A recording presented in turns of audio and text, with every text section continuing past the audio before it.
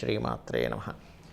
ప్రేక్షకులకి లలితాంబిక అమ్మవారి యొక్క అనుగ్రహం పరిపూర్ణంగా కలగాలని మనస్ఫూర్తిగా కోరుకుంటూ మనం ఈరోజు చెప్పుకోబోయేటువంటి టాపిక్ ఏమిటంటే, శని భగవానుడు మనకి వచ్చే సంవత్సరం మార్చ్ 29వ తేదీ నుంచి మారిపోతున్నాడు. ఎక్కడి నుంచి?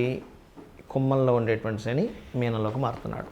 దీనివల్ల ఏ రాసుల వారికి అర్ధాష్టమ శని, అష్టమ శని, ఏలినాటి శని అయిపోతుంది, ప్రారంభమవుతుంది. ఇది ఒక విషయం మీకు ఈ వీడియో ద్వారా నేను మీకు ఇచ్చే అవేర్నెస్ ఏంటంటే, అనవసరమైనటువంటి భయాలు, ఏలినాటి శని నడుస్తుంది, అర్ధాష్టమ శని నడుస్తుంది, అష్టమ శని నడుస్తుంది అనేటువంటి భయాలు పోగొట్టుకోవడం ఎలాగా.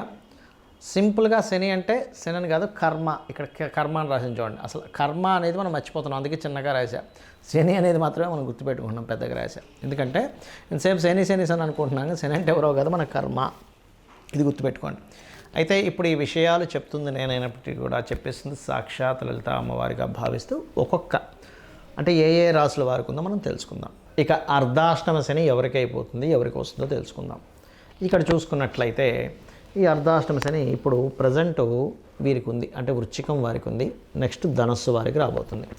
వృశ్చికం వారికి గతంలో ఏవైతే ఆగిపోయి ఉన్నాయో, కన్స్ట్రక్షన్స్ కావచ్చు, విద్యా సంబంధించిన విషయాలు కావచ్చు, ఒక నింద పడినటువంటి అంశం కావచ్చు, అవన్నీ క్లియర్ అవుతాయి. ఆ రోజు అనవసరంగా అన్నాం, ఈయన కాదంట అని తెలుస్తుంది. అది ఏదైనా కానివ్వండి, లైఫ్లో ఒక కన్స్ట్రక్షన్ స్టార్ట్ చేసాం, అది గతంలో దానికంటే ఇప్పుడు కొంతవరకు మెరుగ్గా ముందుకు కలుగుతుంది. ఒక ఫ్యాక్టరీ ప్రారంభించిన ఏదైనా, ఇది ఎప్పటి నుంచి? నెక్స్ట్ ఇయర్ 2025 మార్చి 29వ తేదీ నుంచి. ఇక మరి ఎవరికి వస్తుందండి అర్ధాష్టమ శని? ధనస్సు వారికి. ఎందుకంటే 4లో సంచరిస్తున్నాడు కదా. ఇక్కడ మాత్రం ఇది చూపించేది ఏమిటంటే, ముఖ్యంగా ధర్మ సంబంధంగా ఏవైతే వీళ్ళు నిత్యము పాటిస్తుంటారో వాటికి చెక్ పడుతుంది. ఎందుకు? అర్ధాష్టమ శని పిల్లలకేమో చదువు మీద, పెద్దలకేమో ధర్మ సంబంధంగా చేసే వాటి మీద, కన్స్ట్రక్షన్స్ మీద. ఇంకొంతమందికేమో ఆల్రెడీ ఒక టెంపుల్లో చేస్తున్నానండి, చక్కగా నాకు బాగుంది అనుకుంటే పురోహితులకు కూడా ఎక్కువ ప్రభావం చూపిస్తుంది. వాళ్ళు వేదమంత్రాలు నేర్చుకునేటువంటి వారికి, ముఖ్యంగా ధనస్సు వారికి, వేద పఠనం నేర్చుకుంటున్నారు, వీళ్ళకి ఎక్కువ ప్రభావం చూపిస్తుంటుంది. ఏదో బద్దకించడం, నాకు ఈ ఫీల్డ్ వద్దనుకోండి, ఇట్లాంటివి ఎక్కువ ఇస్తూ ఉంటుంది. ఇటువంటి వాటి మీద దీని యొక్క ప్రభావం అనేటువంటిది ఎక్కువ పడుతూ ఉంటుంది. అదేవిధంగా సహజంగా కూడా ఈ 4వ స్థానంలో శని జరిగేటప్పుడు ఇక్కడే ఉండడు, ఆయన శని యొక్క ప్రభావం ఇక్కడ పడుతూ ఉంటుంది కదా. అంటే రాశి మీద లగ్నం అయితే లగ్నం, రాశి మీద పడుతూ 4లో ఉంటాడు. అది 2 యొక్క గురు రాశులను ఆక్యుపై చేస్తున్నాడు. కాబట్టి మీరు విద్యా సంబంధించిన కానివ్వండి, ధర్మ సంబంధంగా కొన్ని మనం ఇంట్లో ఏదో పూజ చేస్తున్నాం అనుకుంటాం, లేదా ఒక గురువు గారి దగ్గర నుంచి ఏదైనా మంత్రం తీసుకుంటాం, కానీ ఆ మంత్రం ఎంతవరకు కరెక్టు అనేటువంటి దాన్ని మనం గుర్తుపెట్టుకోం. ఏదో తొందరపడిపోయి ఏదో చేసేస్తుంటాం, కానీ అందులో తప్పిదాలు పలుకుతున్నామా, ఇలాంటివి తెలియకుండా కొన్ని జరుగుతూ ఉంటాయి ధనస్సు వారికి. కాబట్టి ఈ యొక్క విషయాల్లో జాగ్రత్తగా ఉంటూ, ఇది 2.5 సంవత్సరాలు ఉంటుంది. ఈ 2.5 సంవత్సరాలు మీరు ఏం చేస్తారంటే, వీలైనన్ని క్షేత్ర దర్శనాలు చేయండి. ఖచ్చితంగా దాని ప్రభావం తగ్గిపోతుంది. వీలైనన్ని నెలకో, 2 నెలలకో, 3 నెలలకో ఒక క్షేత్రం పెట్టేసుకోండి. అదేవిధంగా గోశాలకు వెళ్ళండి, బెల్లము తినిపించండి గోవులకి. ఖచ్చితంగా మార్పు వస్తుంది, దాని ప్రభావం చాలా మటుకు తగ్గుతుంది. అదేవిధంగా మరొక విషయం ఏంటంటే, విద్యార్థులు ఉంటారు కదా, ఆల్రెడీ పేద విద్యార్థులు ఉంటారు, వాళ్ళకి పుస్తకాలు కానీ, పెన్నులు కానీ ఏదైనా ఒకటి పంచండి. ఎందుకు? విద్యాస్థాన సంబంధాల మీద దాని ప్రభావం చూపిస్తుంది. కాబట్టి అలా చేయండి. వీలైతే గోదానం చేయండి, చాలా ప్రభావం ఉంటుంది గోదానం చేస్తే. అర్ధాష్టమ శనిలో ముఖ్యంగా అందరికీ కాదు, ఓన్లీ ధనస్సు రాశి లేదా ధనస్సు లగ్నం వారికి చేయండి. చేసినట్లయితే ఖచ్చితంగా మార్పు అనేటువంటిది వస్తుంది. అదేవిధంగా మరొక విషయం ఏంటంటే, తల్లిగారి ఆరోగ్య విషయంలో జాగ్రత్తగా ఉంటుండాలి. ధనుసు రాశి వారికి సహజంగానే శని ఇక్కడ సంచారం చేసేటప్పుడు ధనులగ్నానికి తల్లిగారి ఆరోగ్య విషయంలో జాగ్రత్తగా ఉండాలి. కొంత ఎప్పుడైతే ఇక్కడికి వెళ్ళిపోయాడు ఇంకా క్లియర్ అయిపోద్ది అక్కడికి కర్మ అనేటువంటిది. కాబట్టి ఆ యొక్క విషయంలో చాలా చాలా చాలా కేర్ తీసుకోవాలి.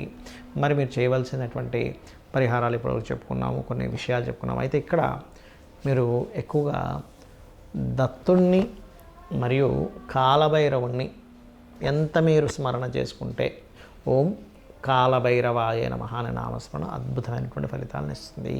మీకు ఒక ముఖ్యమైనటువంటి విషయం తెలియాలి ఏంటంటే, శని కర్మ అని ఎందుకు రాశాము?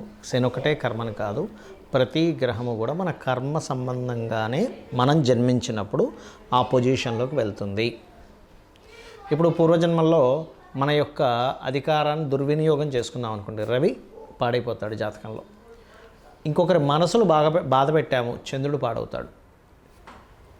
గైడ్ చేయాల్సింది మిస్గైడ్ చేసాము, జూపిటర్ పాడై పుడతాడు ఆ జాతకుడు. అంటే ఆ బలం స్ట్రెంత్ కోల్పోయింది. అంటే అలాగా ఒక ఎగ్జామ్లో కూర్చున్నాము, రాయాల్సినటువంటి ఎగ్జామ్ ఏదైతే ఉందో కరెక్ట్గా రాయకుండా తప్పులుగా రాస్తే ఏమవుతుంది, ఆ మార్కులు ఎలా తగ్గుతాయో ఆ యొక్క స్టూడెంట్కి సేమ్ యాజ్ ఇట్ ఈజ్. ఇవన్నీ మన ఎనర్జీస్ అనుకుందాము. గైడ్ చేయడము, మనసు, అధికారము, అదేవిధంగా మార్స్ అంటే కుజుడు అంటే ఏంటి, భూములకు సంబంధించినవి, ఎవరిదైనా భూములు లాక్కోవడము, లేకపోతే అన్నదమ్ముల విషయంలో నువ్వు ఒక రకంగా ప్రవర్తించడము. శుక్రుడు అంటే పెళ్లి, వివాహ సంబంధించిన విషయాల్లో నువ్వు ఎలా ప్రవర్తించావనే దాని మీదే ఈ జన్మలో నీకు వచ్చేటువంటి జీవిత భాగస్వామి, స్త్రీ కావచ్చు పురుషుడు కావచ్చు, ఉంటుంది. అలాగా కాలానికి మోక్షానికి కారకుడైన రాహుకేతువులు కావచ్చు, బుద్ధికి కారకుడైన బుధుడు కావచ్చు, ఇవన్నీ కూడా ప్లానెట్స్ అన్నీ కూడా కర్మ సంబంధమే. అయితే శనికి మాత్రమే ఎందుకు ఎక్కువ కర్మ సంబంధం అంటే న్యాచురల్ కర్మస్థానాధిపతి అవుతాడు ఆయన. అన్నీ ఒక ఎత్తు, శని ఒక ఎత్తు. ఆయన ఏంటంటే సర్కిల్లో తిరిగేటప్పుడు ఆయన ఒక్కొక్క రాశిలోకి ఎంటర్ అవుతున్నప్పుడు మీ లగ్నం నుంచి కానీ మీ చంద్రుడి నుంచి కానీ ఇప్పుడు వీళ్ళకి ఏ కర్మని ఇవ్వాలి, లక్షలు కోట్లు కలిసి వచ్చే కర్మని ఇస్తాడు, బాగా అసలు అప్పులు పాలైపోయేటువంటి కర్మను కూడా ఆయన ఇస్తాడు. అది ఎలా అంటే ఒక పోస్ట్ మ్యాను మనకి మనీ ఆర్డర్ ఆయన ఇస్తాడు, ఒక టెలిగ్రామ్ ఆయన ఇస్తాడు, ఎవరు చచ్చిపోయాడు అనేటువంటి టెలిగ్రామ్ ఆయన ఇస్తాడు, మనీ ఆర్డర్ ఆయన ఇస్తున్నాడు కదా. అదేవిధంగా మనకి శాటర్న్ యొక్క ప్రభావం అనేటువంటిది ఏంటంటే మీకు ఏ ఏ రాసుల్లో తిరుగుతున్నప్పుడు ఒక లగ్నంలో జన్మించినప్పుడు కాలం నుంచి మీరేం పొందబోతున్నారు మీ ప్రమేయం లేకుండా. అంటే ఎలా అంటే ఇప్పుడు చూడండి, మన ప్రమేయంతో కొన్ని ఉంటాయి, నేను ఇది చేస్తాను, ఇది చదువుకుంటాను, ఇందులో సక్సెస్ అవుతానని కదా. అలా కాకుండా కొన్ని మన ప్రమేయం ఉండదు, వర్షం పడుతుంది మన ప్రమేయం ఉండదు, వెళ్ళాం వర్షం పడింది తడిచిపోయాం, బాగా ఎండలు ఉన్నాయి మన ప్రమేయం ఉండదు. కానీ వర్షం పడుతున్నప్పుడు మీరేం చేయగలరు అంటే గొడుగు వేసుకోగలరు, బాగా ఎండ ఉంది మీరేం చేయగలరు అంటే ఏసీ రూమ్లో కూర్చోగలరు. అంటే ఈ ఏసీ రూమ్లో కూర్చోవడం కానివ్వండి, వర్షం పడుతుంటే గొడుగు వేసుకోవడం కానివ్వండి, లేకపోతే బాగా చలేస్తుంటే స్వెటర్ వేసుకోవడం అనేటువంటిది మీ పరిధిలో ఎలా ఉందో ఒక నామస్మరణ అంటే లలితా అమ్మవారి యొక్క స్తోత్రాల్లో ఓం అనాకలిత సాదృశ్య చుబుక శ్రీ విరాజితాయై నమః అనేటువంటి నామస్మరణ 100% మిమ్మల్ని ఈ కర్మ నుంచి కొంత బయటపడేస్తుంది. అయితే ఈ కర్మ నుంచి బయటపడాలంటే ఫస్ట్ మీరు ఏదో మంత్రం చేసేసుకొని అది చేసుకొని ఇది చేసుకుని అయిపోతుందంటే కాదు. ఎలా అంటే మీకు పశ్చాత్తాపం అనేటువంటిది రావాలి. ప్రమోషన్స్ రావట్లేదు అనగానే ఫస్ట్ మీరు అర్థం చేసుకోవాల్సింది, ఓహో నేనేదో పూర్వజన్మల్లో ప్రమోషన్ వచ్చేవాడిని వెనక్కి లాగా చాడీలు చెప్పాను, ఒకడికి వస్తుంటే నేను తట్టుకోలేకేదో చాడీలు చెప్పాను, భాస్కర్ సార్ వాడికి ఇస్తున్నారేంటి సార్, వాడు అట్లా ఇట్లా అది ఇది అని. ఎందుకు వాడికి రావడం ఇష్టం లేదు, వాడేదో నాకు శత్రువు అయి ఉండొచ్చు, లేకపోతే వాడి ఒక రకమైనటువంటి అజ్ఞానంలో ఉండి నేను తప్పు చేసి ఉంటాను అని సూర్యభగవాను దండం పెట్టుకుంటే అప్పుడు ఈ కర్మకారకుడు ఎవరైతే శని ఉన్నాడో అక్కడ పశ్చాత్తాపమైనటువంటి దాని నుంచి మీరు రియలైజ్ అయ్యారనేటువంటి దాంతో మీకు ఆ కర్మ అనేటువంటిది తగ్గుతుంది, గుర్తుపెట్టుకోండి. అలా కాకుండా మనస్సు సంబంధించినటువంటిది ఏదైతే ఉంటుందో, మానసిక సంబంధించింది ఏదైతే ఉంటుందో ఇది కూడా సేమ్ అంతే. అంటే మీరు ఇప్పుడు ఒకటే సింపుల్ ఎగ్జాంపుల్ గుర్తుపెట్టుకోండి, మీరు ఏదైతే ఇప్పుడు అనుభవిస్తున్నారో వెరీ క్లియర్లీ మీరు గతంలో దీన్ని ఇబ్బంది పెట్టడం కానీ మంచి కానీ చేశారు, ఇదే క్లియర్. ఇచ్చే పని శనిదేదాన్ని ఆయనకు పర్సనల్గా ఏ గ్రహానికి పర్సనల్గా మన మీద కోపం కానీ ద్వేషం కానీ ఇష్టం కూడా ఉండదండి, గుర్తుపెట్టుకోండి. ఇష్టము ఉండదు, కోపం ఉండదు, ద్వేషం ఉండదు, కేవలం అది వచ్చింది, ఆ రిజల్ట్ ఇచ్చింది, వెళ్ళిపోయింది అంతే.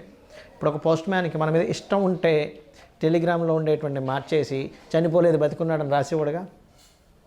అదేవిధంగా మనీ ఆర్డర్ ఎంత ఉందో అంతే ఇస్తాడు, ఆయన తినేయడు కదా, ఎందుకంటే ఆయనది కావు అవి, ఆయన ఇస్తున్నటువంటిది కాదు, మన కర్మ సంబంధంగా ఎవరైతే మనకు పంపించారో ఆ రిజల్ట్ని మనకి ఇస్తున్నటువంటిది. కాబట్టి ఏంటి, శనికి జపం చేసుకోవడంతో పాటు అసలు మీరు ఏ కర్మ వల్ల ఏ కర్మ అనుభవిస్తున్నారో ఆ గ్రహానికి కూడా చేసుకోండి.